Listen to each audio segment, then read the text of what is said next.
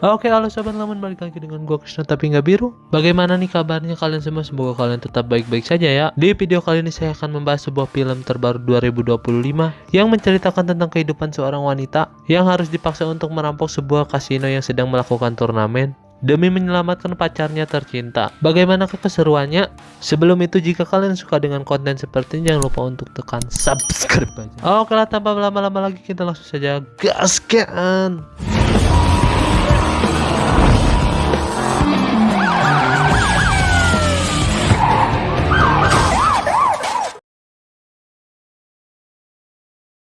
Film akan berfokus kepada seorang perempuan yang bernama Manny atau bisa kita panggil Eddie, yang dimana pada malam itu ia akan menjemput kedua orang tuanya yang selesai dari klub malam. Namun alangkah sialnya, ternyata sedari tadi mereka sudah dibuntuti oleh seorang petugas polisi. Melihat itu, Eddie pun langsung akan menepikan kendaraannya. Namun ayahnya menyuruhnya agar tetap jalan dikarenakan ibunya sudah memakai narkoboy. Jika mereka menepi, maka ibunya akan dipenjara selama 3 tahun lamanya.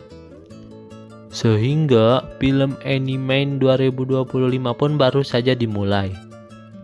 Kemudian scene pun memperlihatkan Eddie yang sudah tumbuh dewasa. Terlihat ia yang sedang merayakan ulang tahun temannya yang bernama Rani. Setelah berpesta, Eddie pun bertemu dengan Asep dan temannya, yang dimana Asep pun mengajak berkenalan dan memberikan kartu nama miliknya. Lalu di keesokan harinya, Eddie pun bangun kesiangan dikarenakan semalam. Ia pun langsung berkemas dan mempersiapkan semuanya untuk menuju ke kantornya. Lisa. Singkat cerita, Eddie sekarang bekerja di sebuah bank swasta. Ia bekerja sebagai customer service di sana. Namun tiba-tiba tak lama dari itu, sekelompokan orang pun menodongkan senjata ke arah dirinya. Dan ternyata banknya sedang dirampok oleh sekelompok orang. Namun di sini Eddie pun melihat kesempatan untuk mengambil salah satu pistol di perampok tersebut. Sehingga yang terjadi, Eddie pun terbangun di sebuah rumah sakit. Namun ia malah mendapatkan kabar yang paling mengejutkan setelah pemeriksaan dokter, yang dimana ia ternyata blood work in the case where you might be pregnant among other things. Yang kemudian ia pun menanyakan perihal pendapat temannya agar ia memberitahukan John atas kehamilannya tersebut. Namun di sini temannya pun melarang dikarenakan John adalah seorang yang problematik. Dan benar saja, ketika Eddie menyambangi kediaman John, ia sedang dipukuli dan ditodongkan pistol oleh dua orang yang tidak ia kenal. Melihat hal tersebut, Eddie pun tidak mau ikut campur dan langsung meninggalkan John. Namun di dalam lubuk hati Eddie pun sangat khawatir terhadap keadaan John di dalam, sehingga eta si bagoy, ternyata John salah masuk apartemen temannya dan dipakai lagi itu kolor. Lalu kemudian Eddie dan John pun melanjutkan pelarian dengan menggunakan mobil milik Melanie. Lalu di sini kita diperlihatkan dengan skill mengemudi Eddie yang tidak ecek-ecek,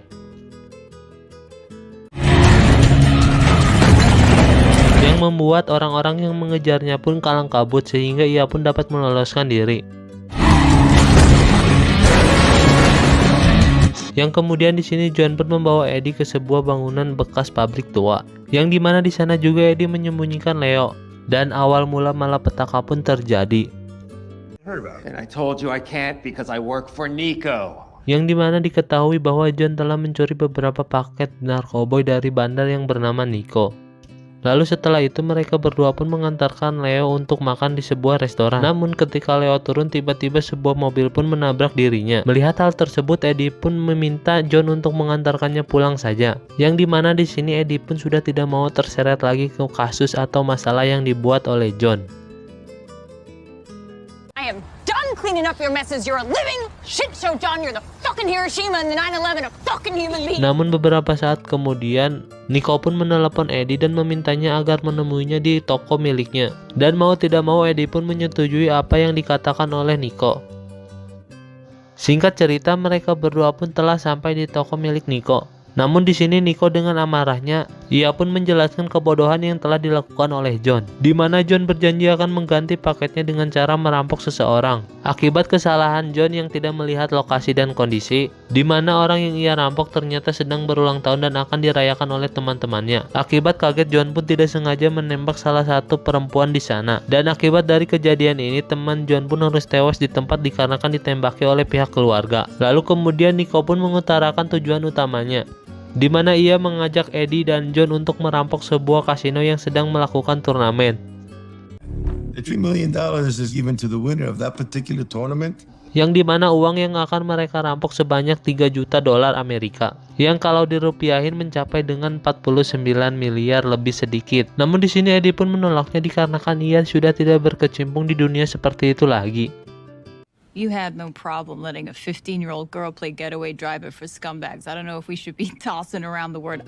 Namun di sini Nico pun mengancam akan menghabisi nyawa John jika Eddie tidak mau ikut dalam rencananya. Yang kemudian Eddie pun langsung pergi dari tempat tersebut. Dan lagi ia pun harus membereskan masalah yang dibuat oleh mantan pacarnya itu. Namun ketika Eddie sendiri, ia pun teringat dengan ucapan Nico, yang dimana ia tidak mau anaknya tidak mengenal ayahnya sendiri. Hal tersebut pun membuat Eddie berubah pikiran dan langsung kembali ke toko Nico.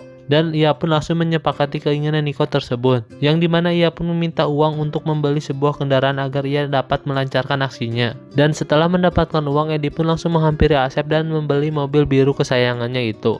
Yang kemudian setelah itu mereka berdua pun langsung menuju ke sebuah kafe untuk menemui seorang yang bernama Jermaine dan kawan-kawannya. Ia namanya juga John, seorang problematik, ia pun malah bertengkar dengan seseorang yang ada di sana. Yang untungnya tak lama dari itu Jermaine pun datang bersama kedua anak buahnya. Yang dimana nantinya Jermaine dan kedua anak buahnya akan membantu proses pencurian uang itu dari kasino. I'm assuming you have an alternative. Yang dimana mereka akan mengganti mobil yang akan dipajang di kasino tersebut sehingga mempermudah aksinya. Tugas ini pun akan dilakukan oleh salah satu anak buah dari Jermaine, yang dimana ia akan merusak mobil yang akan dipajang di kasino tersebut selama turnamen. Yang kemudian mereka pun akan mengganti mobil tersebut dengan mobil yang sama persis yang mereka beli di sebuah showroom. Dan tak lupa mereka juga memodif mobil tersebut, yang dimana mereka mengganti seluruh kaca mobil tersebut dengan kaca anti peluru, dan sedikit menyetel mesinnya agar bisa melaju dengan cepat di jalan raya. Dan bahkan mereka pun menggunakan mobil tersebut untuk balapan sebagai ajang percobaan. Setelah semuanya dirasa beres, akhirnya mobil tersebut pun dikirim ke kasino untuk dipajang. Lalu pada malam harinya mereka pun menuju kasino. Namun di sana sayangnya mereka pun bertemu dengan si Maghrib, yang dimana si Maghrib ini sering sekali mengacaukan aksi perampokan mereka dan menggagalkannya, dan bahkan merampok hasil rampokan mereka kembali. Melihat hal tersebut, Eddie pun merasa membutuhkan seorang supir pengganti atau supir lain. Yang kemudian di keesokan harinya mereka berdua pun mendatangi sebuah rumah di komplek perumahan elit, yang ternyata rumah tersebut ialah rumah dari istri mudanya ayahnya Eddie, yang dimana ayahnya memutuskan untuk menikah lagi dikarenakan ibunya Eddie sangat terobsesi terhadap narkoboy, yang dimana kini ayahnya juga sudah memiliki anak dari pernikahannya dan memberikan adik untuk Eddie. Lalu setelah itu ayahnya pun mengajak Eddie untuk melihat koleksi mobilnya di garasi. Or burning donuts in a Dunkin' parking lot like Winnie taught me. Yang dimana di sana juga Eddie mulai memberitahukan tujuannya datang ke sini, dimana ia akan merampok sebuah kasino dan membutuhkan ayahnya sebagai driver cadangan. Namun di sini ayahnya pun menolak dikarenakan keadaannya yang cacat dan hanya bisa duduk di kursi roda. Dan ayahnya juga tidak ingin terjerumus lagi ke hal-hal seperti itu. Dan ia juga tidak ingin meninggalkan istri dan anaknya di sana. Mendengar pernyataan tersebut, Eddie pun sangat kecewa kepada ayahnya dikarenakan ayahnya yang mengajarkannya seperti ini. Namun di sini John pun mencoba untuk menenangkan Eddie dikarenakan ia harus memaklumi keadaan ayahnya sekarang. Yang kemudian pada malam harinya Eddie pun jujur kepada John perihal kehamilannya tersebut. Yang kemudian di sini pun John sangat senang mendengarnya dikarenakan ia akan menjadi seorang ayah. Bahkan ia juga berjanji ini masalah terakhir yang ia buat. Lalu John pun langsung memeluk dan mendengarkan sang bayi tersebut di dalam perut Eddie. Yang kemudian di keesokan harinya aksi perampokan pun akan dimulai. Sebelum itu John pun memberikan sebuah kalung sebagai hadiah untuk Eddie karena ia telah mengandung anaknya. Eddie pun sangat bahagia karena hadiah dari John tersebut. Yang tak lama dari itu pihak keamanan kasino pun mulai memasukkan uang 3 juta dolar ke dalam arena kasino, yang dimana uang tersebut akan ditaruh di bagasi mobil merah yang dipajang di kasino tersebut. Namun ketika John akan memulai aksinya, ia pun dipukuli oleh orang-orang yang pernah bermasalah dengannya di kasino tersebut, sehingga seluruh perhatian pihak keamanan pun tertuju kepada dirinya. Dan dengan mudahnya Eddie pun berhasil masuk ke dalam mobil tersebut. Sehingga yang terjadi, untungnya mobil tersebut pun sudah dilapisi oleh kaca anti peluru sehingga peluru pun tidak mempan kepadanya. Setelah berhasil keluar dari kasino, ternyata Eddie sudah dikepung oleh beberapa pihak kepolisian.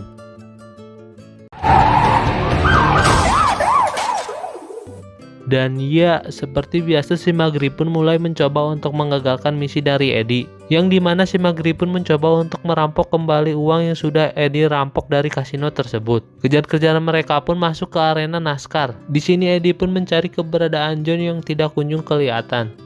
Dan beberapa saat kemudian John pun mencoba untuk menghalangi si Maghrib.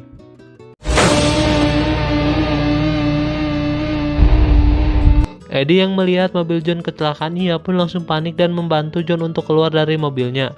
Namun di sisi lain ia juga harus kehilangan uang dan mobilnya yang dirampok oleh si Maghrib. Yang kemudian pada malam harinya tiba-tiba ia pun berhasil menemukan lokasi si Maghrib. Dan ternyata sebelum uangnya dipajang, salah satu anak buah dari Jeremiah telah menyimpan sebuah GPS di koper uangnya. Dan kini si Maghrib pun mulai terpojok oleh mereka berdua, yang dimana tak lama dari itu pacar dari si Maghrib pun mencoba untuk menabrak Eddie. Namun akibat sistem mobil yang mendeteksi ada orang di depannya, mobil tersebut pun terhenti.